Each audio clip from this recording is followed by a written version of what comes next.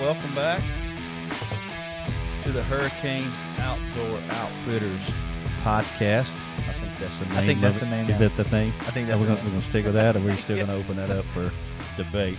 I'm Todd. That is I'm Jeremy. And welcome you guys to the our podcast. Today, we almost didn't do it today because, well, we had a lot going on. Let me get my little notes over here. We can see them, J-Boy. Yeah. So we got we got bow season coming up starts September the 21st. Yes. That's going to be in Area 3, Area 7, Area 8, and Area 10. September 21st in Louisiana. That is going to be our bow seasons. Most people around here is going to be Area 3. That is correct. We are in Area 3 here in Ragley. That's where we are. But nevertheless, should you have transportation, you can go to the other areas. You can. Yes, and you can hunt.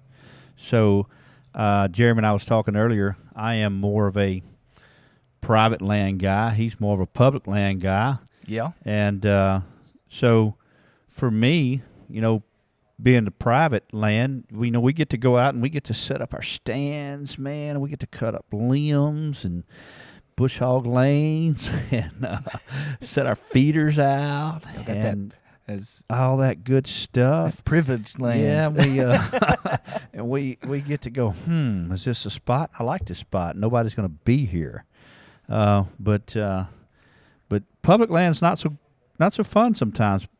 Nevertheless, I grew up in Madison Parish, so we got to hunt tinsel a lot. Yeah. And I really understand the benefits of public land hunting because there's a lot of deer out there. Jeremy, you hunt public land. Tell me where you hunt.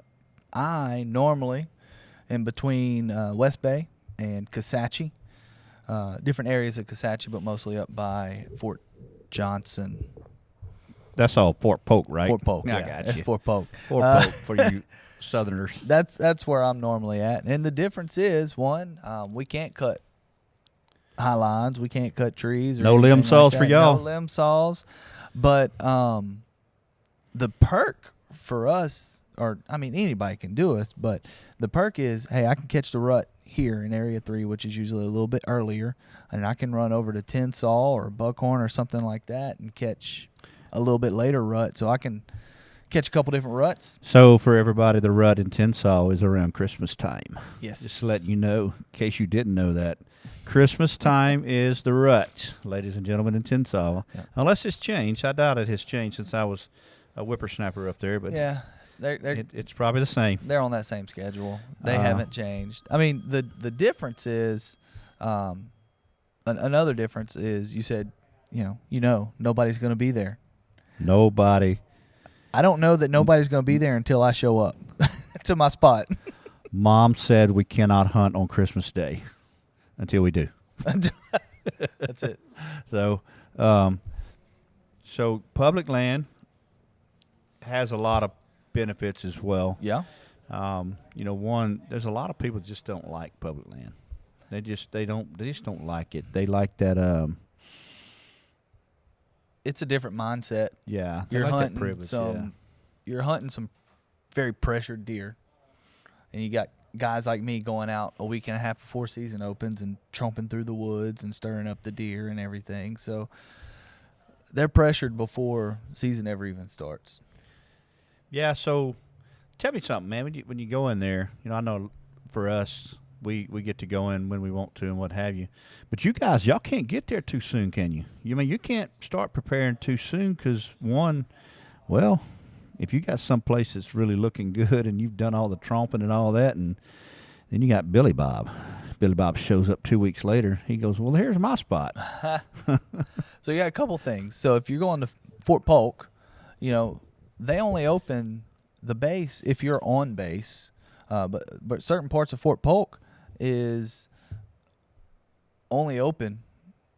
Like certain days, they'll have certain parts of the base that are closed. So you got to go to the website and you got to check it out and make sure they're open before you can even go either scout or hunt, even during hunting. So that's one thing. But two, you try not to spend too much time in there so you don't give away your spot. That's So right. you don't That's want right. people to be seeing your truck parked up. Keep your cards close to your vest, That's ladies and gentlemen, when you go to that's public it, land. That's it. I got one buddy who has a copy of all of my pins of where I hunt, and that's strictly if I don't show up, he knows where to tell my wife to go look for me. Well, that's really good. It's kind of morbid, I know, There you but go. but thinking ahead, I got 4 kids at home and a wife. They need to go try to find me. So are you guys allowed to put any kind of feed out at all on public land? Man, we cannot put feed, but we can use attractants. So you can't throw corn down. No. Can you throw corn mixed with attractants down? No. But you can use scent Yes. attractants. Yeah. So the stuff that you cannot put down is corn, rice bran, apple corn, blah, blah, all that good stuff, right? Yeah. Okay. Not supposed to. Yeah. No, that's cool. No, we There are don't want to do guys that. that have done it, and if I find a corn pile, I just stay away from that area because I don't want to be blamed for being the guy. Yeah.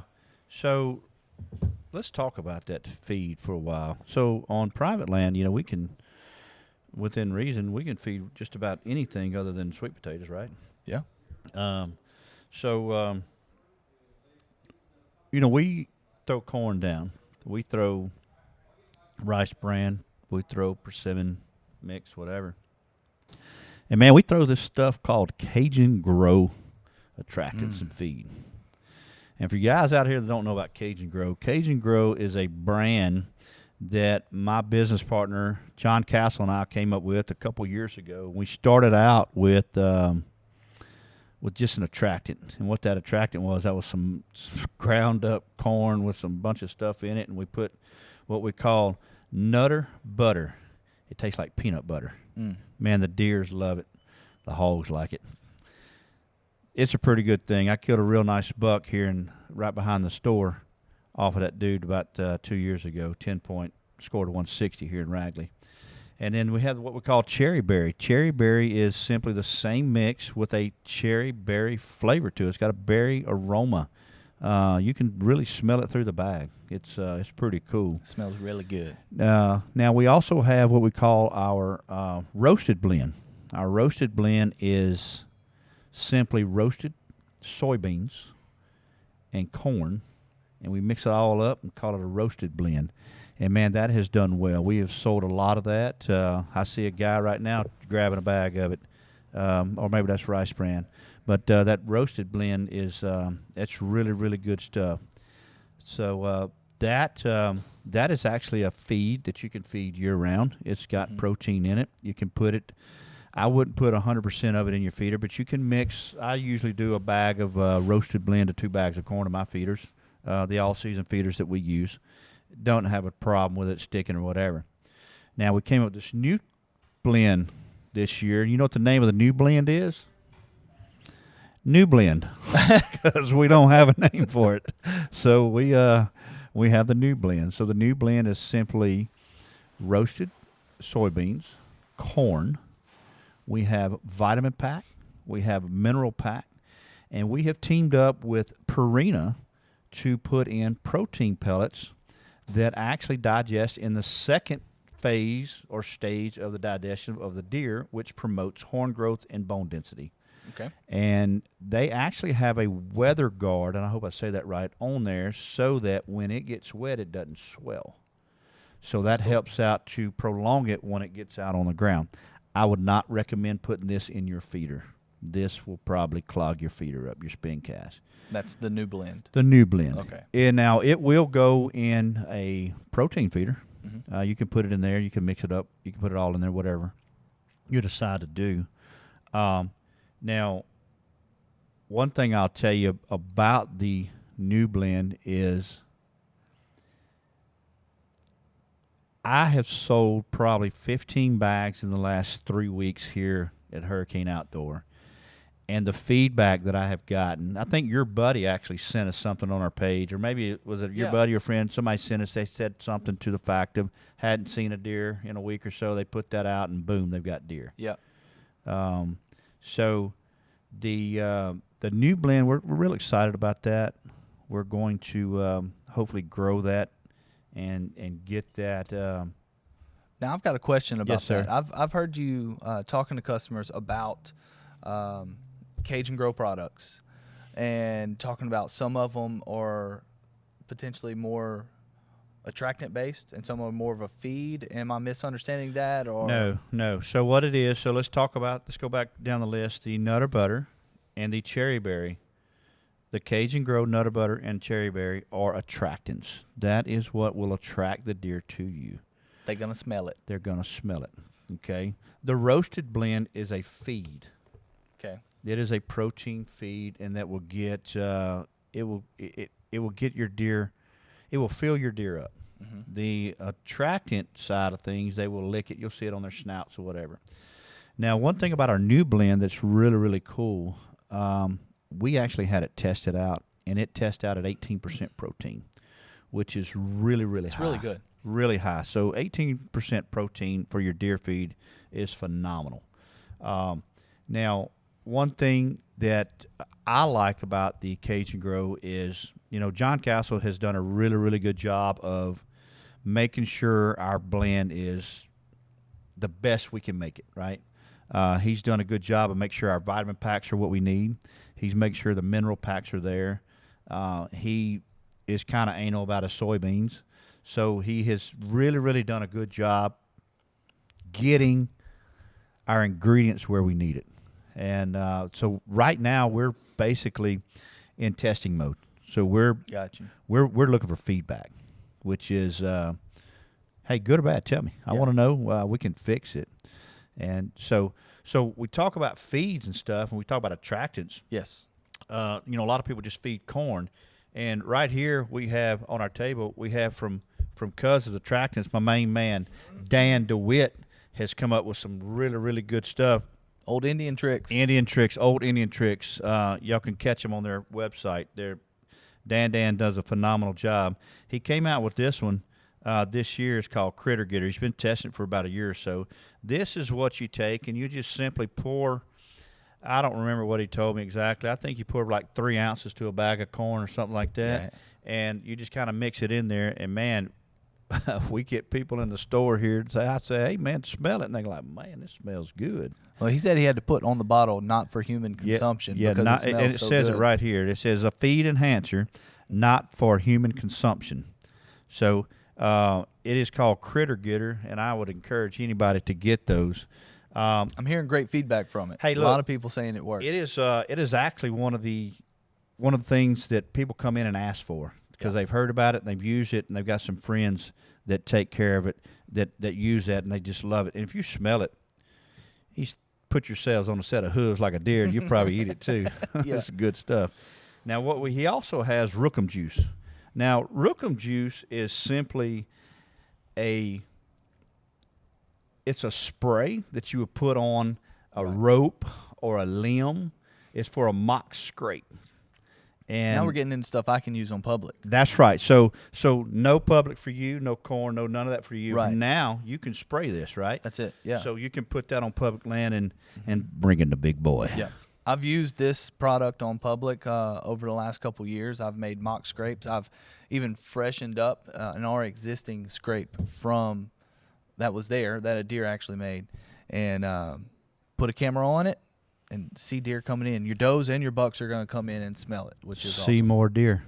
See more deer. I love. See more deer. We see more deer, and he has a product called. He See has More a Deer. product called See More Deer. And I've seen that one work multiple times, and I'm a believer. See More Deer. It's a calming, right? If I Yes. believe it's a calming, and it does exactly what it says. Yeah. See more deer.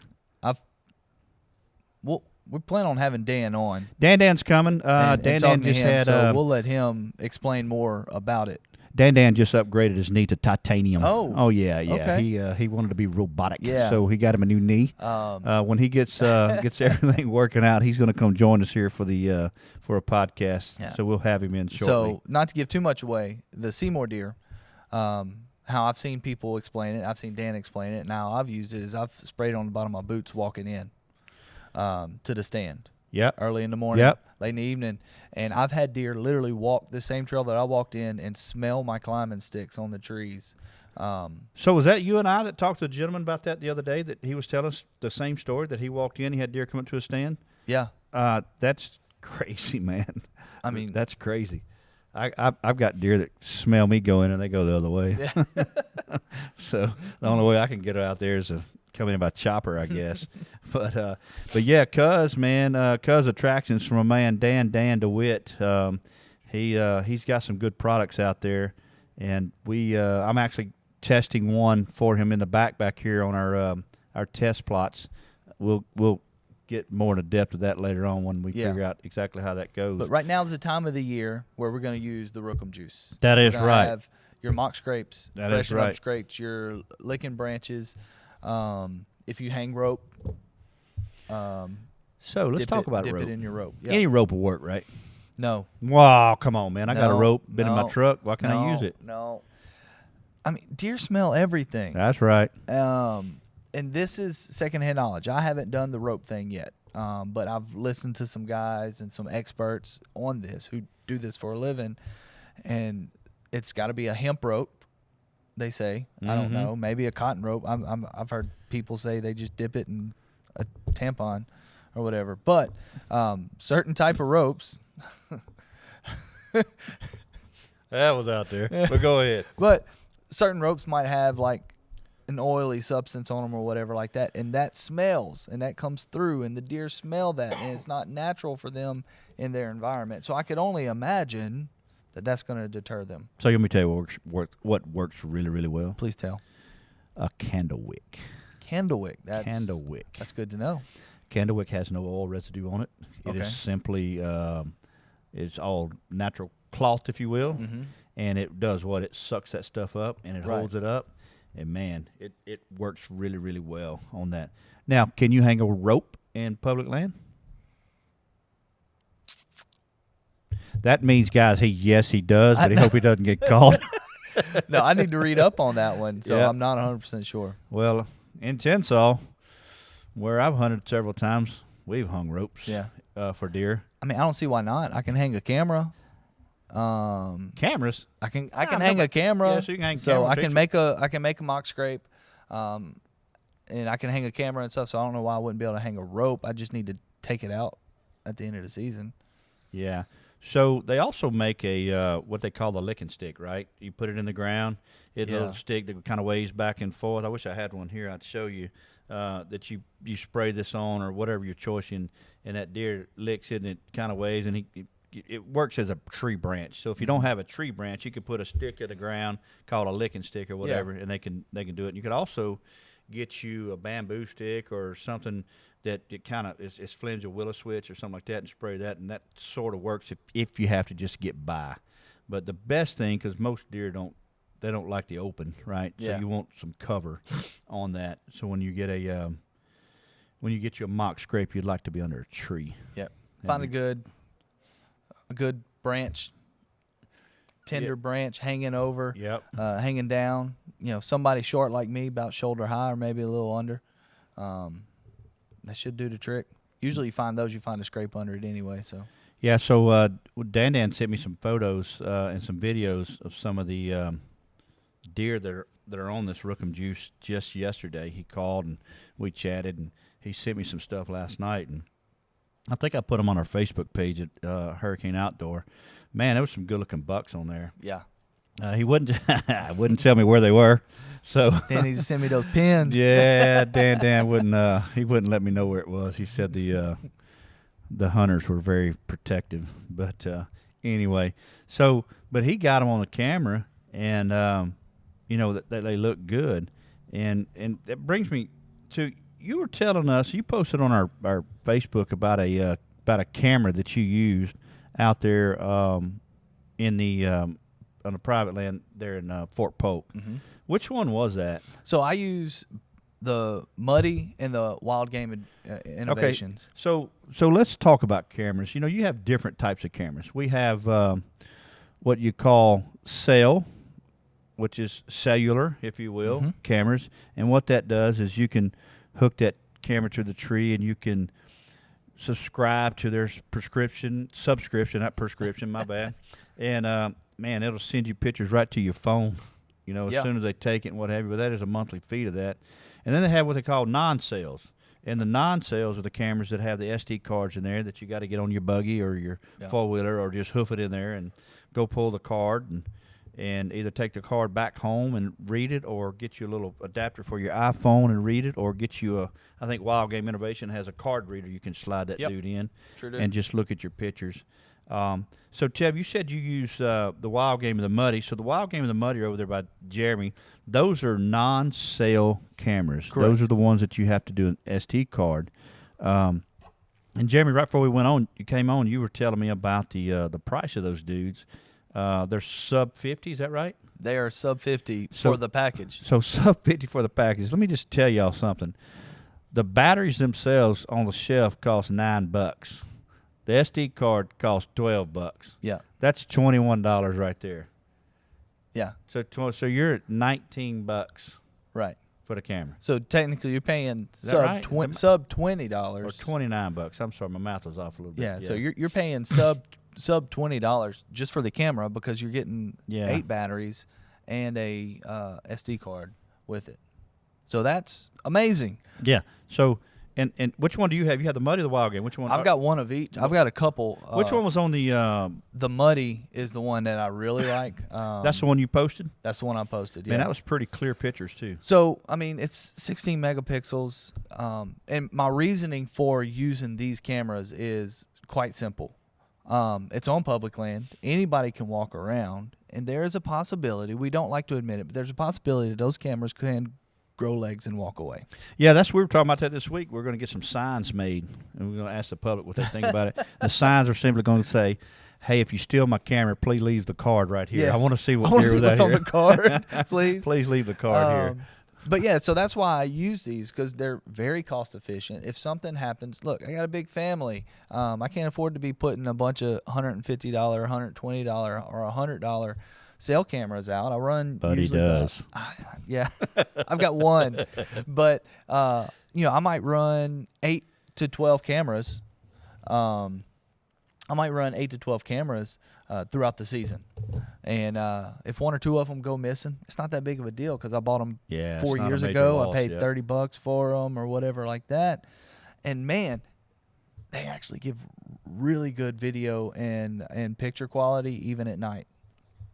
Yeah, so probably on public, then you wouldn't want to put one of these cells out, right? No. So on the cell a lot of guys do it.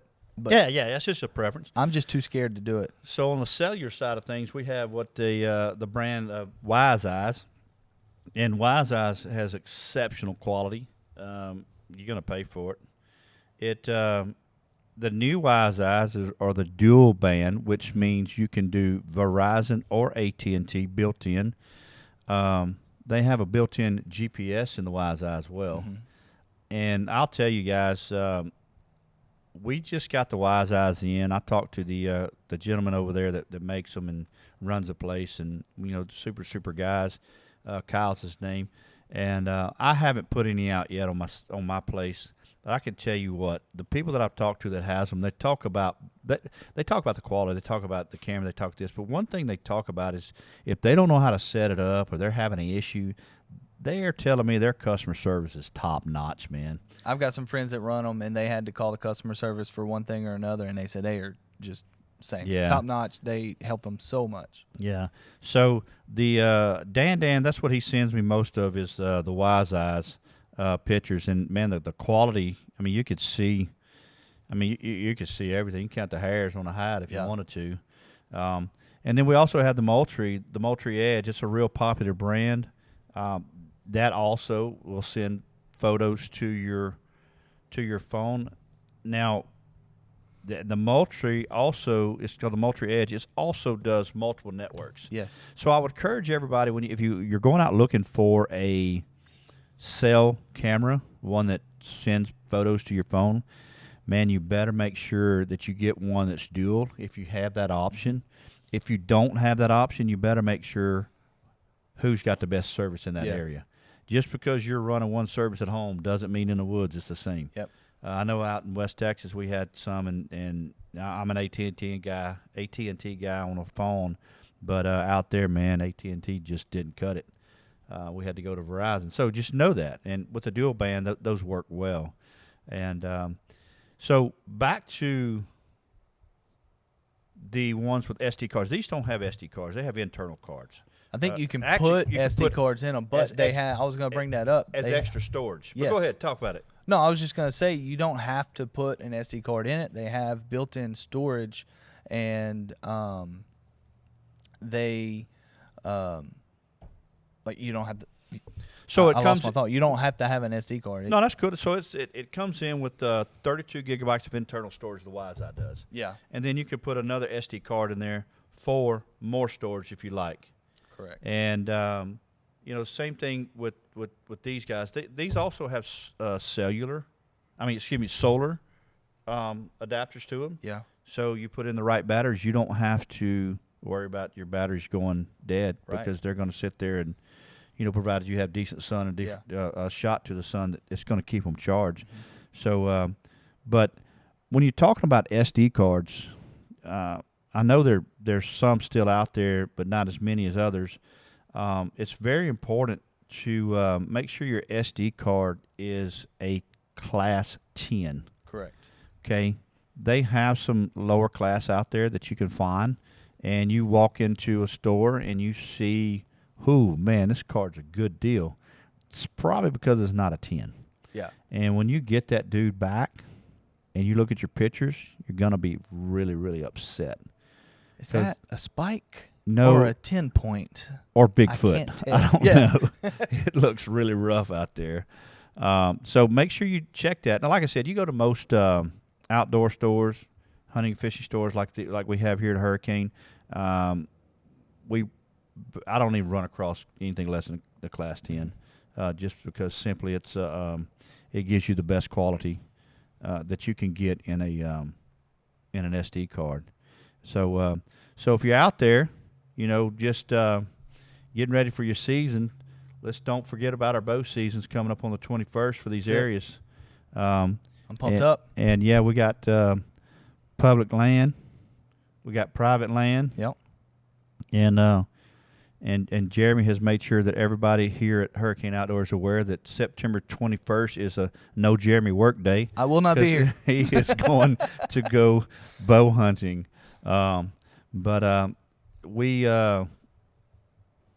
We talked about a lot of attractants. We talked about ropes. We talked about cameras. We talked about sale. We talked about non-sale. We talked about public. We talked about private.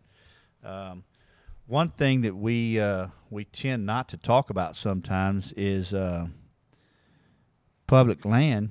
Man, you probably need some marking tape, don't you? Or some pins or some tacks or something. Well, I can tell you can find a bunch of marking tacks and ribbon and stuff hung up there. I've tried to be pretty good at going without it, but it's out there. Let me tell y'all a trick. It's a trick. I didn't come up with it. I wish I would have, but I didn't. So go in there and set you some marking tape coming off the road, and just make them go in circles, and keep them going in circles. And then when you get finished doing that, you go to your stand and just mark a pin with your phone, and you can walk right back to it. So Today's day, we don't really use marking tape and pins for that reason. Back in the old days, especially in over there in Tensas, we wouldn't do that because I didn't learn about that till after I got out of there. But that was funny. You got to tell me you did that. But man, we would get in there at 4:00 in the morning and before daylight, and I'd see some orange flagging.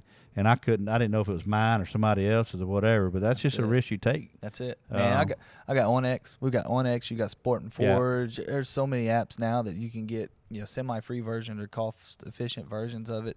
You don't need tagging anymore. It helps. It definitely helps. Yeah, that's one thing too, and we won't get too much into it. Is OnX. That is one of the best apps that I have seen as far as deer hunting. It tells you where you are. It tells you whose land you're on. It tells you the roads. It tells you. Look, if anybody hacked into my OnX, you would know exactly everything I've looked at between Louisiana, Missouri, Texas, and Illinois. Yeah, we have his login, ladies and gentlemen. We have that for a small fee. We can get you that. No, but well, look, Jeremy, it's a good talk, man. We are going to come back again. Hopefully next week we'll do another one, and hope to give you guys some more pointers on what you need for the field, what you need for the woods, and Yeah. and we got some guys coming in. We're trying to get some other guys to come in and give us a talk. So this is Jeremy. I am This is Todd. Todd. We are Hurricane Outdoor.